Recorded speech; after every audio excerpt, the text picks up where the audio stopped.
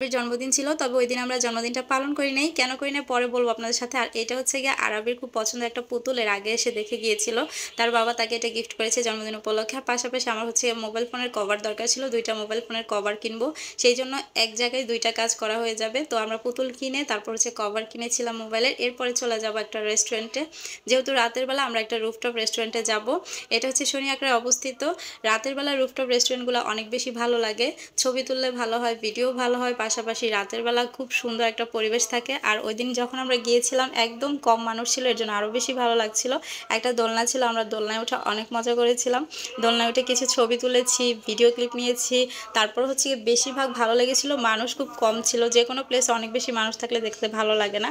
আমরা বসে আগে খাবার অর্ডার করেছিলাম, খাবার অর্ডার করে আমি একটু ঘুরে ঘুরে দেখছিলাম। এটা হচ্ছে একটা টেলিফোনের স্টোর ছিল, তবে এটার মধ্যে কোনো টেলিফোন ছিল না। আমি জাস্ট কিছু পিকচার আগে একটু ভিডিও করে নিলাম।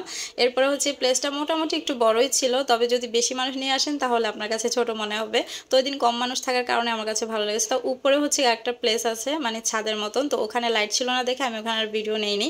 তারপরেই তো আমাদের খাবার চলে এসেছে, আমরা ক্যাশনার সালাডটা অর্ডার করেছিলাম। এটা বাসায়ও খাওয়া হয়, তবে রেস্টুরেন্টটা কেন যেন মনে হয়। আর দেখেন আপনাদের ভাইয়া কোথাও গেলে এভাবে আমাকে খাইয়ে দেয়, প্লাস আমার মুখে কিছু লেগে থাকলে সেই টিস্যু দিয়ে মুছে দিবে। যাই হোক, এই তো বাচ্চাদের জন্য হচ্ছে গিয়ে আমরা হচ্ছে গিয়ে বার্গার অর্ডার করেছিলাম। আর দেখেন তারা কি সুন্দর পিকচার তুলছে, তারা এখন নিজেরাই পিকচার তুলতে পছন্দ করে, আমাদেরকে দরকার হয় না।